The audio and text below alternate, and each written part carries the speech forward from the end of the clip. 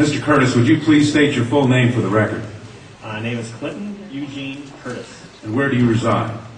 Tallahassee, Florida. And what is your profession? I'm a computer programmer. Would you please speak into the microphone so the audience can hear your testimony? I'm a computer programmer. Mr. Curtis, are there programs that can be used to secretly fix elections? Yes. How do you know that to be the case? Because in October of 2000, I wrote a prototype for President Congressman Tom Feeney at the company I work for in Oviedo, Florida, that did just that. And when you say did just that, it would rig an election? It would flip the vote 51-49 to whoever you wanted it to go to and whichever race you wanted to win. And would that program that you designed be something that elections officials that might be on county boards of elections could detect? They'd never see it. Mr. Would you answer that question once again? They would never see it. So how would such a program, a secret program that fixes the election, how could it be detected? You would have to view it either in the source code, or you'd have to have a receipt and then count the hard paper against the actual vote total. Other than that, you won't see it. All right, Mr. Curtis, if you had been asked, you or others with your professional expertise had been asked to design a protective program that would protect the Ohio elections from against such software to fix the election, could you have done so? If we've been asked to make a program that could fix the election, sure, anybody can do it. No, could you have designed a program or a procedure or a protocol that would have protected Ohio against this kind of rigging? No, you have to look at the source code. You have to get probably programmers from both or all parties to look at the source code and determine if there's anything in there that shouldn't be there. I mean, it's a simple program. You're adding 1 to a person's total. It's 100 lines of code tops. All right. Are you aware of whether there was any protective action in Ohio against this kind of vote rigging through software? I don't know.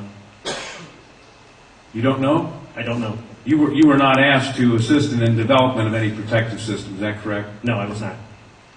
In Europe, have you reviewed at all the election results in Ohio? No, I haven't. Okay. Given the availability of such vote rigging software and the testimony that has been given under oath of substantial statistical anomalies and gross differences between exit polling data and the actual tabulated results, do you have an opinion whether or not the Ohio election, presidential election, was hacked? Yes, I would say it was. I mean, if you have exit polling data that is significantly off from the vote, then it's probably hacked. And your testimony is under oath? Yes, sir. And the testimony you've given is true? Yes, sir. Thank you.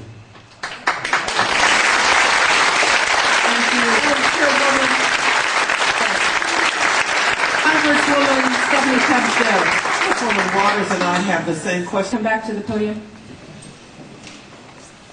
Who did you say you were asked to prepare? I was asked by Tom Feeney. He's now a congressman. At that time, he was Speaker of the House of Florida, Yang Enterprises, which was the company I work for, lobbyist, and their corporate attorney. He wore a lot of hats. And at the time, he was the Speaker of the House of Florida. Is that what you said? Yes. Okay, thank you. Yeah, Congressman. You say he was the lobbyist for the voting machine company at the same time he was Speaker of the House?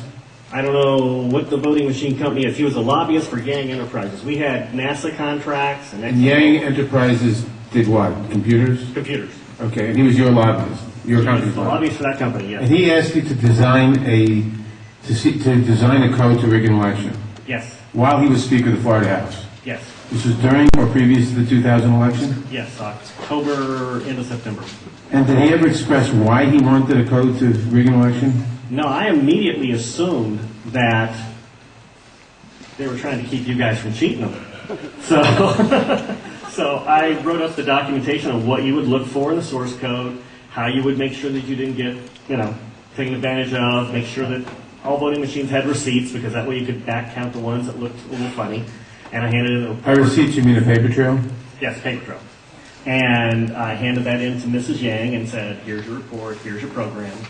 And she said, you don't understand, we need to hide the fraud in the source code. Hide the fraud, not reveal the fraud. Not reveal the fraud because it's needed to control the vote in South Florida, was what she said. That's what she said. That's To what- your knowledge, was this used? I have no idea.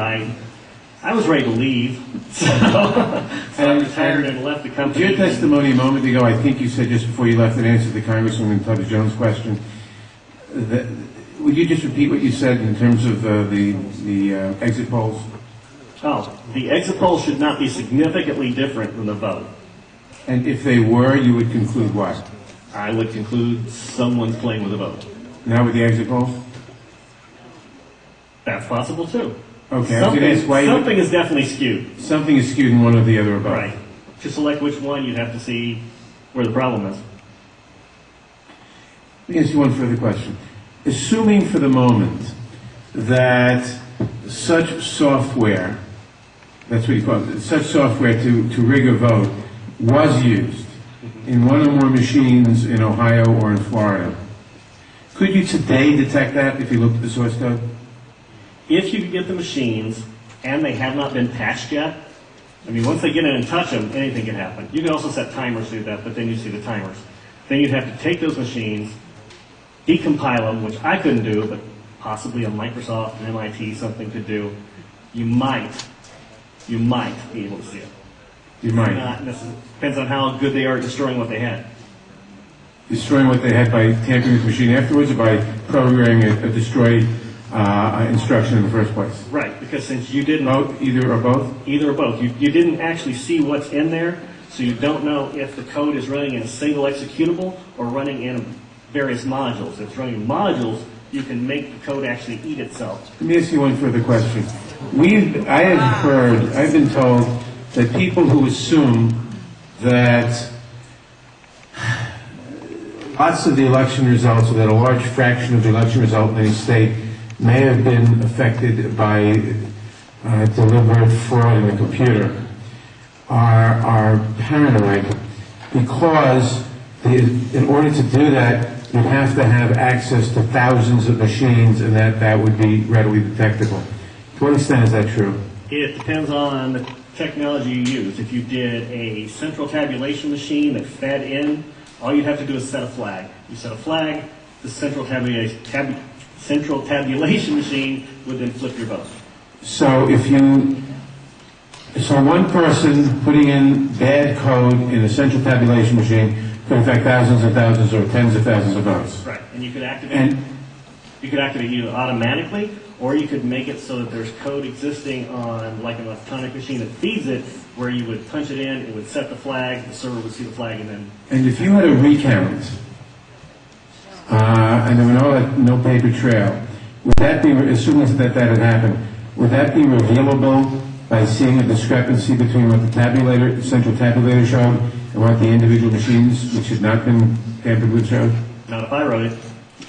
Why not? In other words, I would make it match. You could work back from the tabulator to the individual machines, so the tabulator would tell the machines to switch their results? Yes, it talks both ways. You can flip it to Congressman, whatever you need. And they actually do talk to each other, the Yes. machines As long and as the it's tabulator. hooked up, as long as it's networked together, they can talk to each other. So in other words, there's absolutely no assurance whatsoever on anything with regard to these machines. Absolutely none, unless you look at the source code and make sure it's safe before it goes in. Thank you very much. thank you. Congressman Mathers. I know that Congresswoman Waters has a question, and then Senator Miller, and then Congresswoman Stephanie Tubbs Jones. This will only take a moment if you would come back to the... I'm new at this. As you know, there has been a lot of discussion about, I think it was Diebold Company, their relationship to the president and the administration, and supposedly comments about helping to ensure that the president was reelected. In your world, in your environment, have you heard any of this kind of discussion? Do you know people who vote for Diebold? Do you have any sense of any actions that may have been taken I don't know anything about that at all. Thank you. Sorry. Senator Miller? Thank you, Madam Chair. Sir, I suspect people will attack you in terms of your credibility. Could you restate once again your credentials? I'm a programmer. I worked for NASA, worked for ExxonMobil, worked for Florida Department of Transportation, and other elements of my story, because this company, well, let's get into it. Why not? This company also, they have NASA contracts, and they were basically downloading tons of information, I mean gigabytes worth, and handing them off to this little Chinese guy named Henry Nee.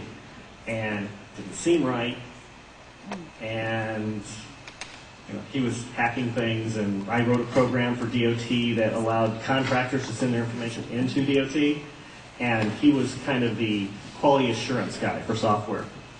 He put a wiretapping module in the program that went out to the contractors so that it actually sent everything they sent back to Yang. So I reported all this, and just last March, I think, he was arrested for attempting to send anti-tank missile chips to the capital of Communist China. So, if that's correct, this is such a small thing. Of course, I think he only got a $100 fine. And no time. Thank you. Congresswoman Stephanie Tubbs Jones. Thank you. Thank you. We are now going to